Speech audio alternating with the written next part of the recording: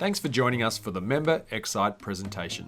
The Member xCite presentation is informative, interesting to the audience, and showcases the strengths of the presenter as an entrepreneur and their area of expertise.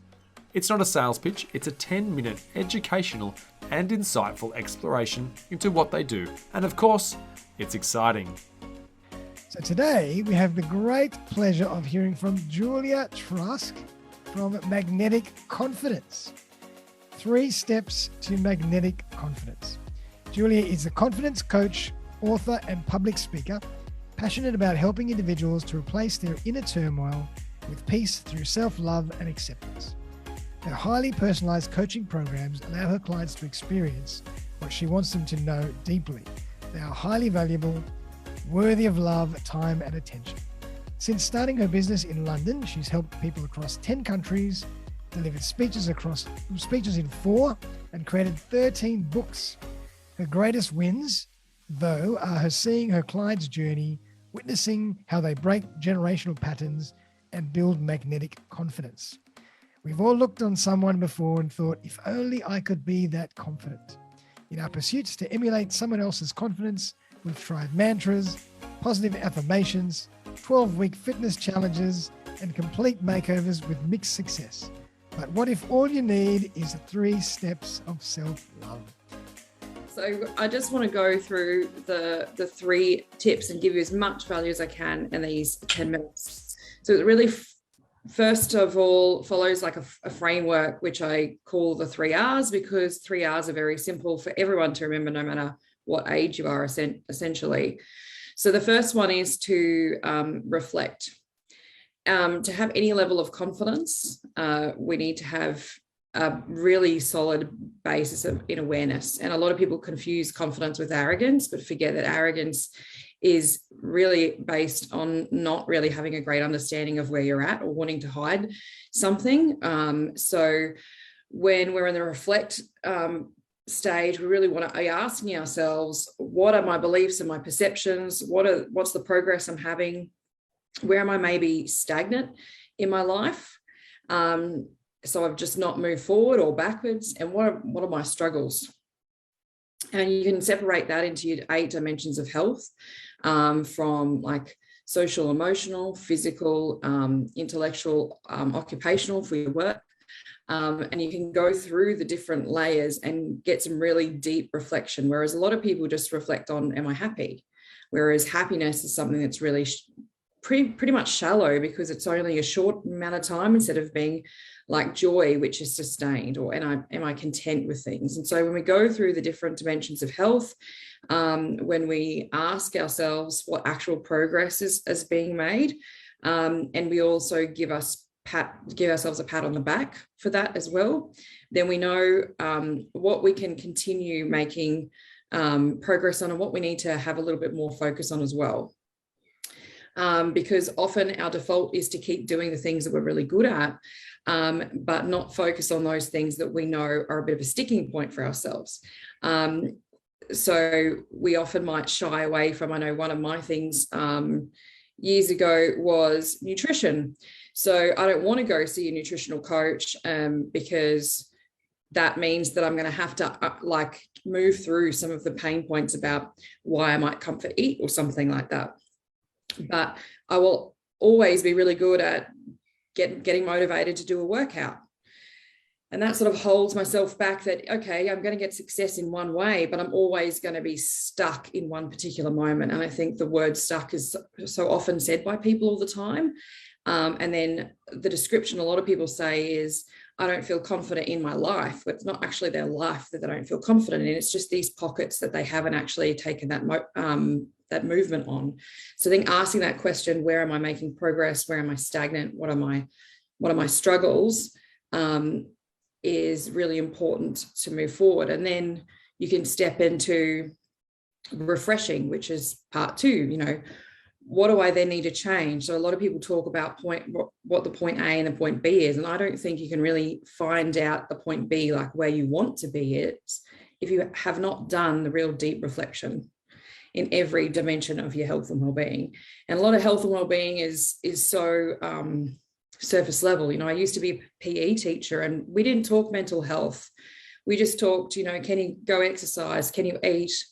Do you sleep well? And I still think there is so much of health and wellbeing space that's still pretty surface level. So you've really got to go into all the different layers. Like, are you really happy in your business? Do you really try to have work-life balance? Or do you just go, no, I don't need work-life balance because I've read or heard about that that's something that you can't really achieve? Is that a mindset that's actually escaping you from what you need to work on? And limiting your ability to have progress that you've identified in your reflect phase that you really need. So I often talk to clients about what your life's curriculum is. Like, if you can't afford to have a coach, for example, or you're trying to pick out what podcasts or books you should be listening to, what's the kind of curriculum you'd create for yourself based on where that's stuckness, if you like, or where you feel stagnant, or where you feel like you're struggling. And are you seeking that out, or are you still seeking out more workout stuff or more finance stuff because that's your go-to, because you're comfortable in there, because that won't move yourself forward. When you start finding out what is that information, then you can do everything from going to a library and getting a free book, to then hiring a coach, to getting a business coach and moving forward. And I'm a firm believer as when you're in a health and well-being space, or even if you're a business owner, you implement systems of strategy for success, where you will have those people for yourself. So, I have a psychologist and a coach that I go to, and I might sit in a room with them and just have a chat, and there might be nothing there to really talk about, but it's something that makes sure that I'm still keeping on top of what I need to refresh all the time, so that I'm optimizing how I'm thinking about my life, that my perceptions are really broad. Because often when we are in the reflect stage, we might recognize, actually have a really narrow view of what success and failure looks like for me in life. And then we look at the reflect step 2, and we're like, okay, I need to actually realize there's many ways to see success. There's many ways I can be healthy and happy. But we don't actually necessarily make those actions. And so it's about consistently making those actions. And some people choose their friends and their family, but they're not walking the same journey. And because they're not walking the same journey, it makes it really hard to make the progress that we want. So we end up going backwards again. So it's always a rinse and repeat process, and making sure you've got the right people around you as well, and asking yourself, what are the answers that I need to make sure that I don't go back into what we call default behaviors, where we just do what's being done all the time and get frustrated with ourselves. And also embedding the third step, which I think is really important, which is, okay, I've figured out what I need. I know my point B, I'm working on getting there, but how am I reviving myself? What is the real self-care plan that's actually going to make me feel good? Like, women in particular will, like, and it drives me nuts, will be like, oh, I did my nails today. It's probably bad because I got my nails done.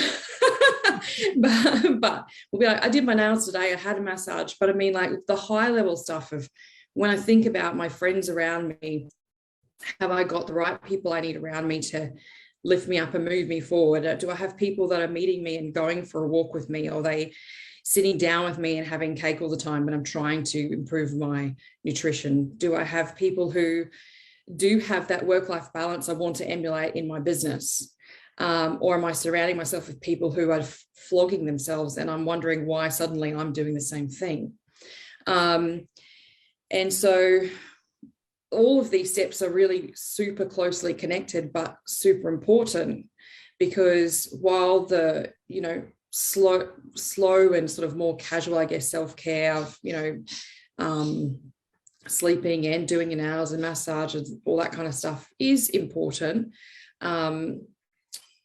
the more solid choices about where we intentionally spend our time and how we look after ourselves, and having me time, for example, is also just as important. And if we reflect on what we're doing and then we just take action all the time but never rest, we get to burnout, which is so common with business owners. It's ridiculous. So we need to make sure that it's always embedded in. And I always talk to people about, when you look at your calendar right now, how many of you can actually go, oh, I've got scheduled time for myself right now. Like some mums say to me, oh, that's when I lock myself in the loo so my kids can't get to me, and they'll still stick their hand underneath and try and get me. But sitting in the loo on your own is not time for yourself, for what you need. And how deep is that real reflection, and how deep is really figuring out whether you've actually made those steps forward to feel better about where you're at. And so I think it's very much about being intentional, but also making sure that the steps really exist separately within themselves. Are we really reflecting? Are we really refreshing on where we're at? So we don't say, I feel stuck, or in a couple of weeks that turns into a couple of months, sometimes a year, hang on, nothing's changed here. And so we also protect our overall health and well-being. You know, am I actually feeling like I'm energized for my day? Do I have the capacity to give what I need to do? And that's the main thing with business. Is we might see our business is going really well, but then our life might start to fall apart, and then that inevitably impacts business. And it's so funny, you find two pools of people when I'm talking to people about coaching. They'll say, like, I don't need someone to help me with mindset stuff. I'm making great money. I'm like, have you considered that maybe the great money you're making is impeding your ability to be able to see the issues that could prevent you to making even more, having more freedom, having greater work-life balance, having more time with your family even. Because sometimes the pursuit of one thing diminishes the pursuit of something else. And so that's why that deep reflection is really, really important all the time. So these are the 3 R's that I'm always talking to people about. And, you know, whether you choose to take it on board or whatnot, that's completely, totally up to you. But I think reflect, refresh, and revive is something you can do every single day, throughout the week, throughout the month. Super easy to remember as well. And it's a good way to take action, but also have self-care. So hopefully that helps you. And if you have any questions, just let me know. Fantastic. Well, Julia, that was sensational. Really, really, really appreciate that.